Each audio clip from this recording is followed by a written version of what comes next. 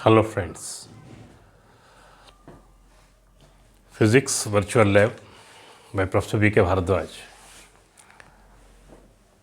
आज फिर हम हाजिर हैं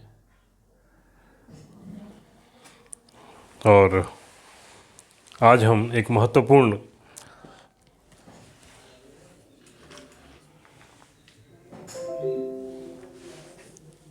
फिजिकल कॉन्सेप्ट्स को समझना चाहते हैं और वो है diffraction of light. As we know, जैसा कि हम जानते हैं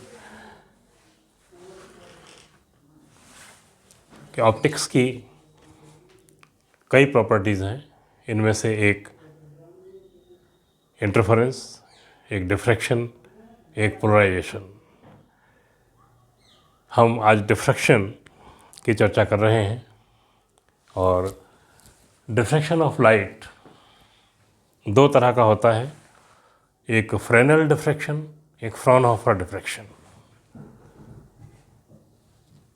जैसा कि स्क्रीन पर आपको दिखाई दे रहा है, फ्रेनेल डिफ्रैक्शन में सोर्स, स्लिट एंड स्क्रीन, स्रोत, स्लिट और पर्दा, तीनों के बीच एक फाइनाइट डिस्टेंस होता है और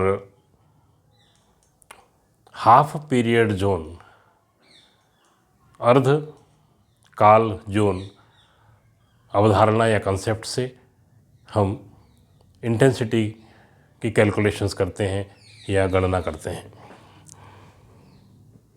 जबकि सेकंड टाइप का डिफ्रैक्शन वो है फ्रॉनहोफर डिफ्रैक्शन, जिसमें सोर्स, स्लिट एंड स्क्रीन के बीच में इनफाइनाइट डिस्टेंस होता है और वो इनफाइनाइट डिस्टेंस हम कॉन्वेक्स लेंस या उत्तल लेंस लगाकर प्रोड्यूस करते हैं। प्लेन डिफ्रैक्शन ग्रेटिंग, समतल पारगमन ग्रेटिंग, उसी का एक एग्जाम्पल है या उदाहरण है। जो मिसकंसेप्ट है डिफ्रैक्शन के बारे में वो ये है,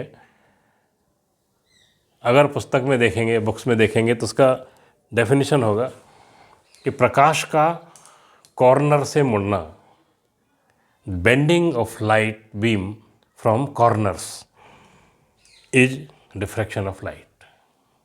okay, this definition is true for beginners because ऐसी डेफिनेशन डिफ्रैक्शन ऑफ साउंड के लिए या ध्वनि के विवर्तन के लिए दी जाती है। लेकिन ध्वनि की तरंगें यांत्रिक तरंगें हैं, मैकेनिकल वेव्स हैं। ध्वनि की तरंगों की लंबाई सेंटीमीटर से मीटर्स तक होती है, जबकि प्रकाश में या लाइट में ये वेवलेंथ 10⁻⁷ मीटर की होती है, यानी एक मॉलिक्यूल्स का भी 10वां हिस्सा, यानी वो वेवलेंथ बहुत छोटी होती है, एंगस्ट्रॉम में होती है, नियर अबाउट 6000 एंगस्ट्रॉम। अगर हम विजिबल रीजन का एक एवरेज लें तो 6000 एंगस्ट्रॉम उसकी वेवलेंथ होती है। ऐसे में कॉर्नर से प्रकाश का मुड़ना विवर्तन कहलाता है। यह परिभाषा पूरी तरह ठीक नहीं है। तब एक नई डेफिनेशन दी जाती है और वो है हाइगेन के वेवलेट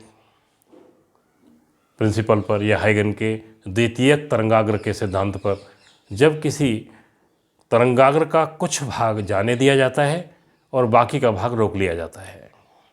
जब एक तरंगाग्र का some portion is stopped by slit और obstacle and other portion is allowed to go to the screen, तब एक अलग पैटर्न मिलता है जिसे हम लोग डिफ्रैक्शन पैटर्न कहते हैं। और वो पैटर्न जिसमें सेंट्रल मैक्सिमा होता है, केंद्र में बहुत तीव्र प्रकाश प्राप्त होता है, इसे सेंट्रल मैक्सिमा या केंद्रीय उच्चिष्ट कहते हैं। दोनों ओर बहुत तेज़ी से कम होती हुई तीव्रता के प्रथम उच्चिष्ट होते हैं, उसके बाद फिर द्वितीय और तृतीय उच्चिष्ट होते हैं, और फिर इंटेंसिटी बहुत कम हो जाती है जिसे देखना मुश्किल होता है। इस तरह का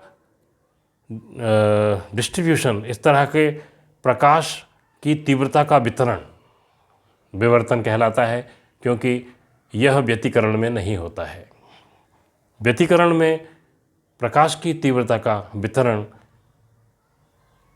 केंद्र के दोनों ओर समान होता है, वह केंद्रीय उच्चिष्ट जैसा ही होता है, और इसलिए व्यतिकरण में पाई जाने वाली फ्रिंजें एक समान तीव्रता की होती हैं, जबकि विवर्तन में पाई जाने वाली फ्रिंजें की तीव्रता में एकदम अंतर होता है। उदाहरण के लिए, अगर केंद्रीय उच्चिष्ट की तीव्रता I0 है, तो विवर्तन के दोनों ओर, केंद्रीय उच्चिष्ट के दोनों ओर प्रथम उच्चिष्ट की तीव्रता उसकी केवल 0.34% है, 0.34 I0।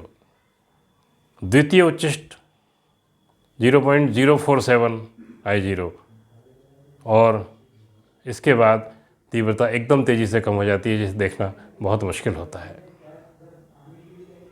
थैंक्स।